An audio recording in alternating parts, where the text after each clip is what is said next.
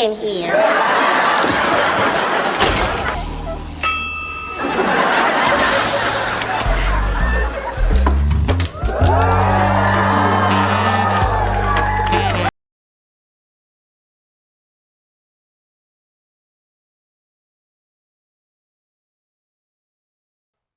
Welcome to another episode of the Rhythm IQ rankings. This time around, I'm going to get into my top 5 career glow ups. That's what we'll call it. Top 5 career glow ups. We know each other. We go way back all the way to Chad Science in Newark, okay? The corny kid, right? No. As usual, you know I always got my honorable mentions. This time I'm going to keep it short. I'm just going to go with Lotto and Kodak Black. But let's get into the 5.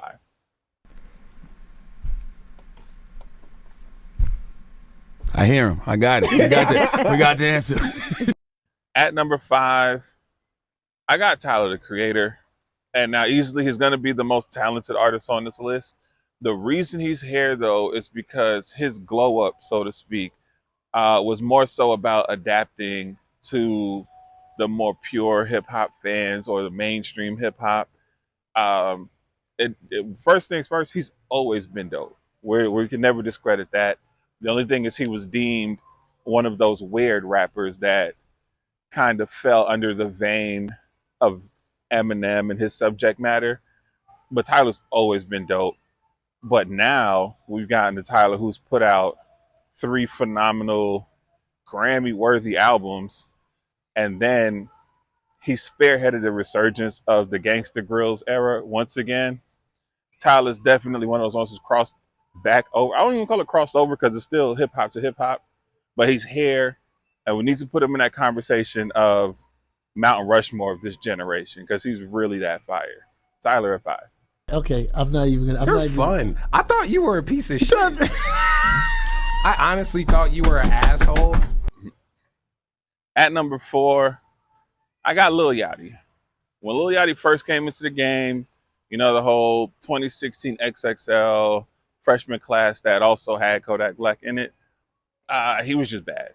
I can't even word it any other way. He didn't know how to rap on beat. His voice fluctuated a little too much. Sometimes he sounded like Kermit the Frog. It was just too much going against him. But we gave him some time. We see now he's rapping alongside and doing it well, the ranks of J. Cole. That just wasn't expected. But even on top of him increasing lyrically and just his rap technique, he's built his own wave in a sense, to the point that Drake kind of came down to his wave on For All the Dogs. All in all, like, Yachty is just one of those ones. Or he's become one of those ones. I'm still not going to act like he's my favorite rapper or anything. But just from where he came from to now, much better of an artist, almost in the same vein as like Lil Uzi Vert, who just has a lane that he's good and comfortable in and it makes sense. Yachty at 4.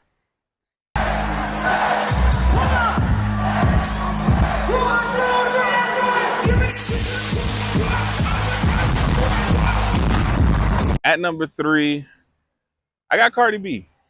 Cardi entered the game as one of those, oh, we really love your personality and how funny you are on social media, but no one ever said Cardi was a good rapper.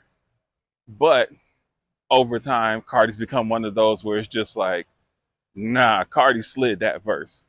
Cardi's found her voice. She's found her style, her level of aggressiveness, or her level of sexiness, depending on the track. And of course, she's one of the she's one of the few to get out of that whole matrix of loving hip hop rappers that were always in the studio and no music ever came out, or no music that we actually cared about ever came out. So Cardi B at 3, well deserved. Oh, you know what I'm saying? So people just be thinking that everything is a joke and it's like, yeah, but I'm not laughing today. I want you to take this serious. At number 2, I got The Voice, Lil Durk. And similar to Yachty, when Durk first dropped, the first bit of music I've listened to from Durk, I borderline hated it. I didn't think it was good at all. There was just no real technique there. It just sounded like somebody was in the studio with the homies and they were freestyling. That's what all his songs sounded like to me. Now, time has passed. Dirk has definitely fine-tuned not only his pen, but his vocal projection, hence him being the voice. Just his cadences, his beat selection, everything has improved with Dirk, which now has him to the point where the highest of the high rappers want him next to them. When you consider All My Life with J. Cole was one of the biggest songs of 2023. What's the name of the album? The Voice and the Hero? Or vice versa, I don't exactly remember. But him and Lil Baby, that album was one of the best albums in the year that it came out, just because of his growth and actually getting to a level where you have to respect Lil Durk and what he brings to a track. The voice matters here. Durk it too. I do everything to show the man weak. I'm the streets. Whoever thought I'd make a million. He do sound good in this one, no cap.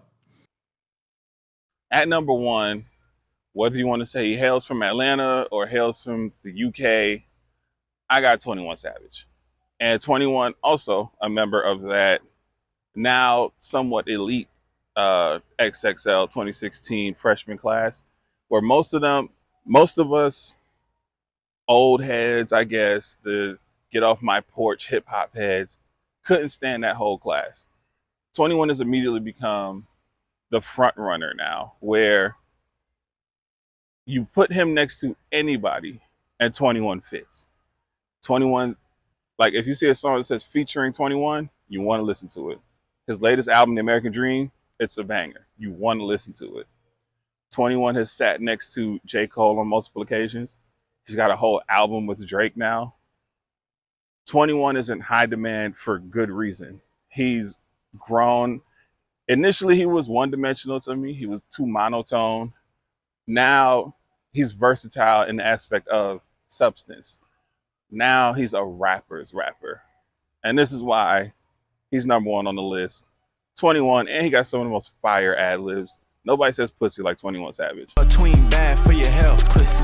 I'm a gangster, I ain't taking shit back, pussy. I never do no song with no rap, pussy. But 21 at one.